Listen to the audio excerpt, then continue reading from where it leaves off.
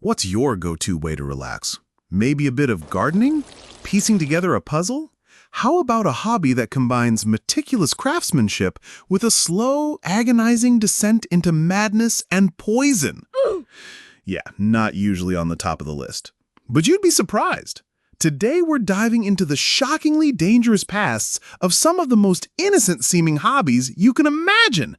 These are the wholesome pastimes that used to have a secret body count. First up, philately, or for us normal people, stamp collecting. It is the international symbol for harmless but kind of boring. It's quiet, it's organized, it's something your grandpa does. What could possibly be dangerous about it? Oh, right, that. See, for a terrifying period in the 19th century, your stamp collection was actively trying to kill you. Back in the day, chemists invented some really vibrant new colors. One of the most popular was a gorgeous, eye-catching green called Scheele's green. It was cheap, it was brilliant, and it was absolutely loaded with arsenic. And since companies cared more about aesthetics than, not poisoning their customers, they slapped this arsenic-laced pigment on everything. Wallpaper, Glorious. dresses, and you guessed it, toxic? postage stamps. So every time someone sent a letter, they'd give the back a friendly little lick and get a not-so-friendly dose of poison. Doctors of the era reported people suffering from mouth sores, stomach cramps, and all the classic symptoms of arsenic poisoning, all from their mail. It wasn't just licking either. Just handling these little poison tabs could release toxic dust. So next time you see an old stamp album, just remember you might be looking at a beautifully curated book of tiny, colorful poison squares. All right, let's get crafty. Knitting, sewing, making your own clothes. It's the ultimate cozy domestic hobby. But venture into the world of hat making, specifically felt hats, and things get weird. Ever heard the phrase, mad as a hatter?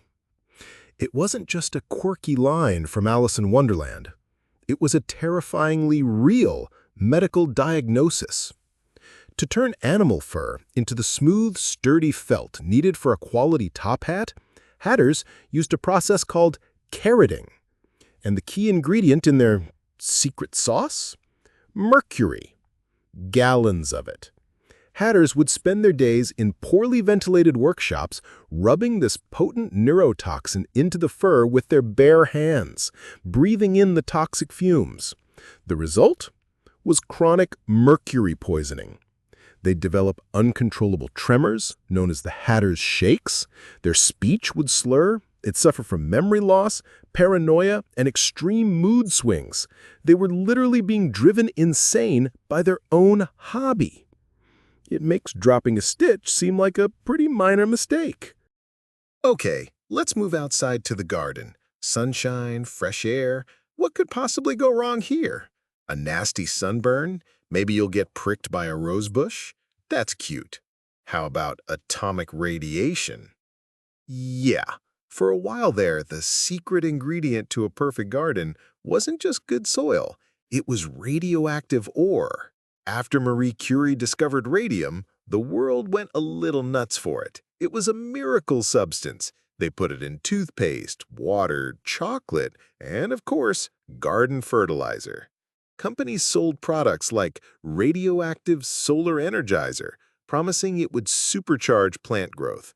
And the advice was literally to just sprinkle this radioactive material all over your vegetable patch. Tired of lackluster petunias? Just add some literal atomic waste.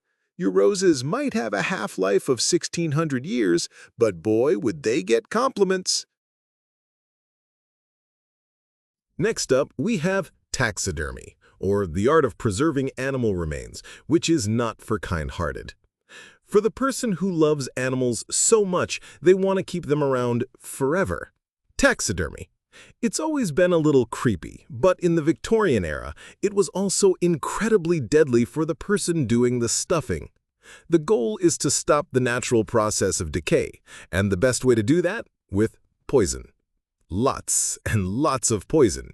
The preferred preservative was a lovely concoction called arsenical soap. It was a paste made from arsenic, camphor, and other toxic goodies. Taxidermists would coat the entire inner surface of the animal skin with this stuff. They'd be handling it all day, often with their bare hands, getting it under their fingernails and absorbing it directly into their skin. Unsurprisingly, many pioneering taxidermists suffered from chronic arsenic poisoning, leading to weakness, skin diseases, and a slow, painful death. They were so successful at preserving their subjects, they ended up pickling themselves from the inside out. Finally, let's talk about the home chemistry set. This was for the kid who loved to experiment. In the golden age of letting kids figure it out themselves, nothing was better for the budding scientist than a home chemistry set. But these weren't your modern make a baking soda volcano kits. Oh no! These were more like build your own environmental disaster starter packs. The most legendary example was the A.C. Gilbert U-238 Atomic Energy Laboratory. For the low price of $50, this 1950s toy came with 4 different types of actual uranium ore. It also included a Geiger counter so you could measure just how much radiation you were merely exposing your entire household to. The instruction booklet basically said, "Here's some radioactive rocks in a cloud chamber, kid. Don't eat it. Probably. Now, go discover a new element." It's honestly amazing more suburban basements in the 50s didn't achieve cold fusion by accident. It really puts your childhood slime-making kit into perspective, doesn't it?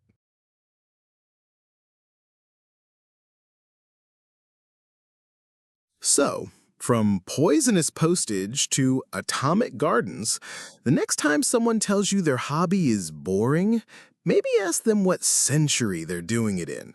You never know when a quiet pastime had a past that was anything but. What other innocent things have a dark history?